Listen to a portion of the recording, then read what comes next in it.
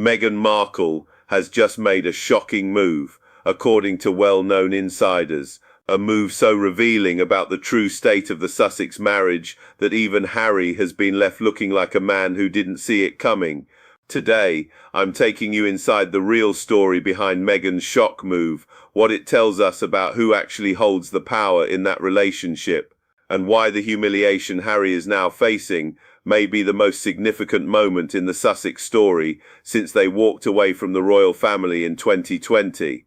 In this video, we are going to cover everything, but to understand what is happening right now, we quickly have to go back, because this moment didn't arrive without warning. The signs were there, quietly, persistently, unmistakably, for anyone paying close enough attention. When Harry and Meghan left the royal family in January 2020, the official story was unity. A couple standing together against an institution they felt had failed them.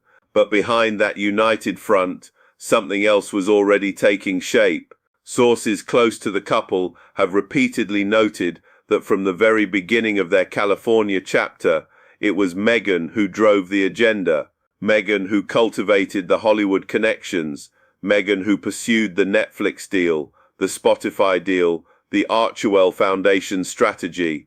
Harry, by contrast, arrived in America without a network, without a plan, and without a clear sense of what his identity outside the royal family actually was.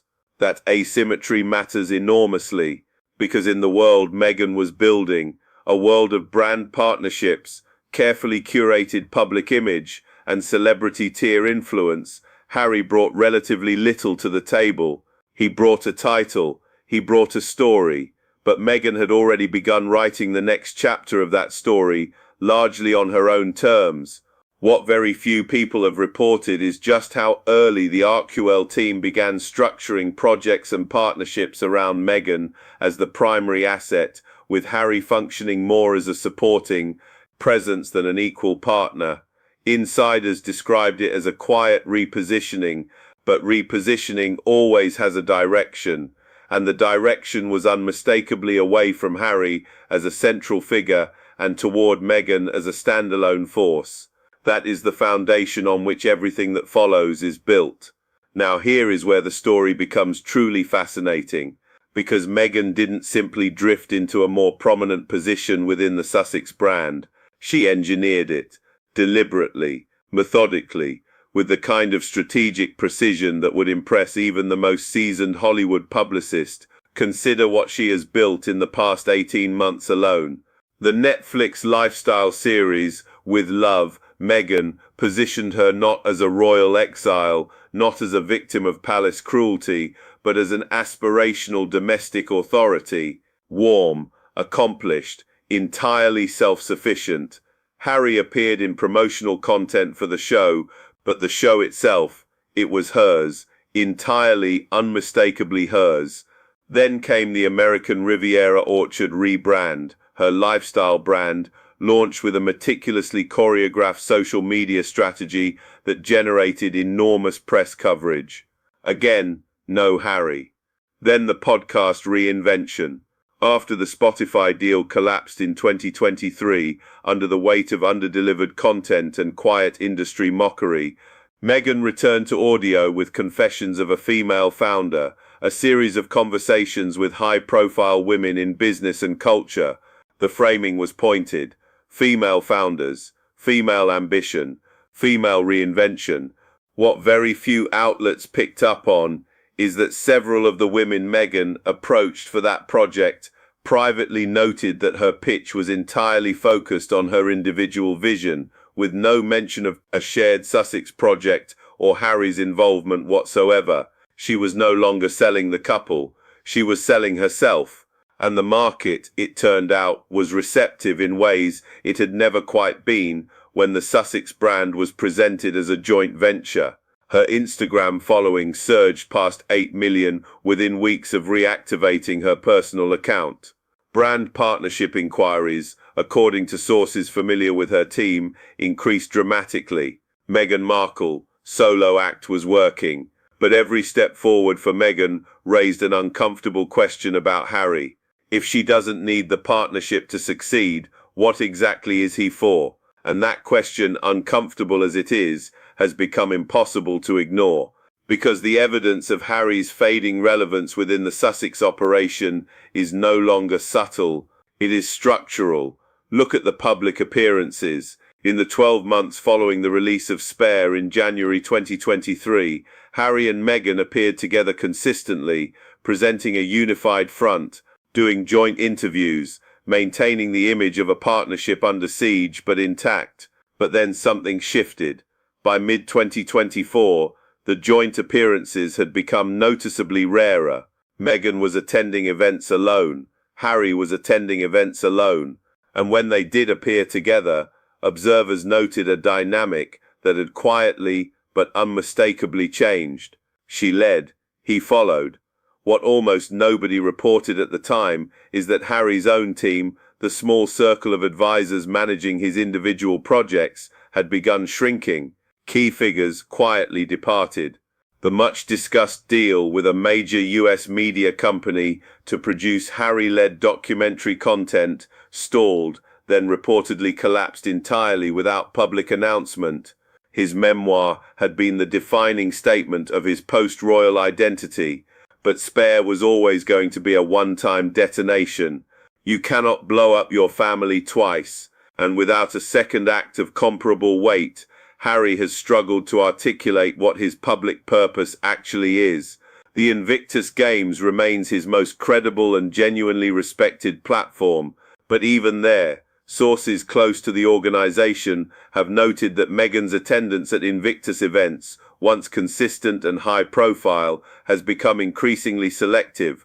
She shows up when the optics serve her narrative, and when they don't, she is elsewhere, building something that belongs entirely to her. Harry, meanwhile, has begun to look less like a man constructing a new life, and more like a man waiting for a role that nobody has written for him yet. That is a quiet kind of humiliation, but it was about to become a very public one. Now let's strip this back to the facts, because what just happened changes everything. Meghan's shock move, the one that has sent genuine ripples through royal and celebrity circles alike, is this. She has begun actively cultivating a new inner circle, not a Sussex inner circle, not a shared network of allies built around their joint mission, her inner circle, populated almost entirely by figures from the entertainment, business, and philanthropic worlds who have no meaningful connection to Harry whatsoever.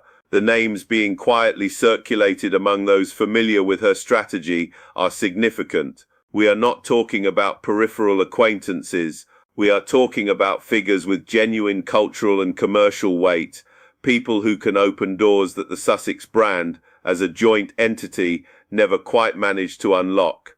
But what makes this particularly striking, and what I believe constitutes the real humiliation at the heart of this story, is not simply that Meghan is building her own network.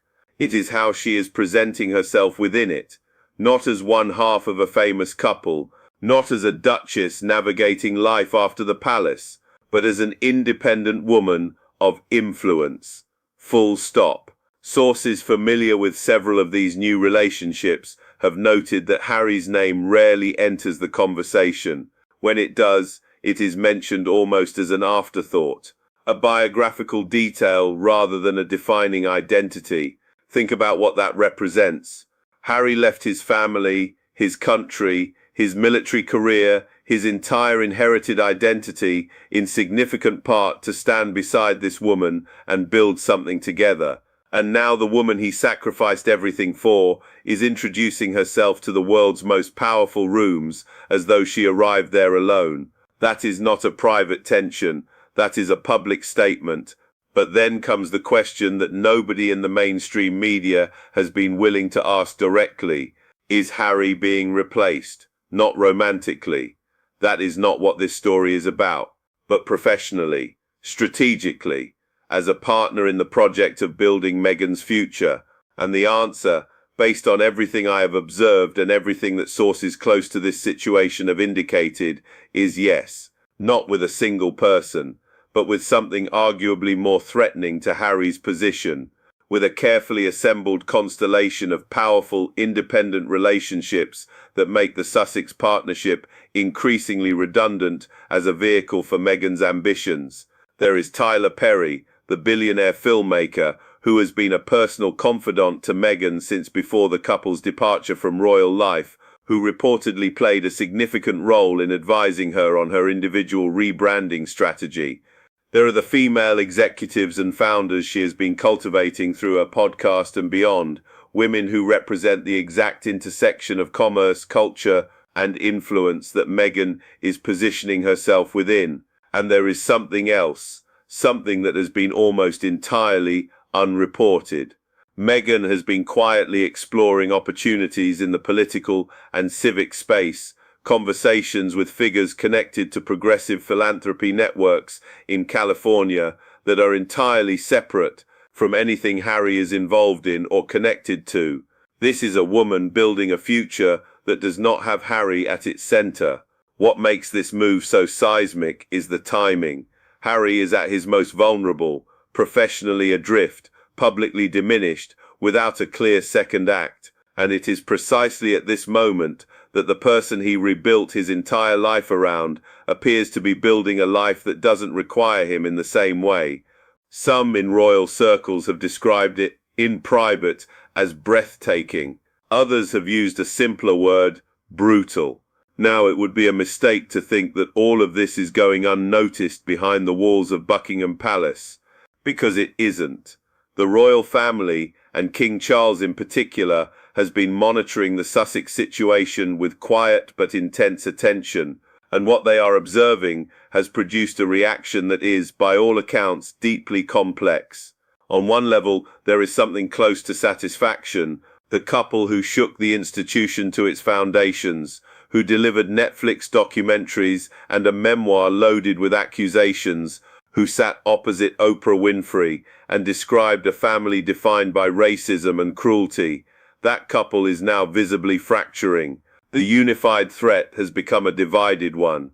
But on another level, there is genuine concern, particularly about Harry. Sources familiar with the King's thinking have indicated that Charles has never entirely closed the door on some form of reconciliation with his younger son, that the wounds are real, but the paternal feeling remains. What worries those close to the King is not that Harry might return to royal life. That ship has sailed. It is that Harry, increasingly isolated and professionally irrelevant, might become desperate, and a desperate Harry is an unpredictable Harry.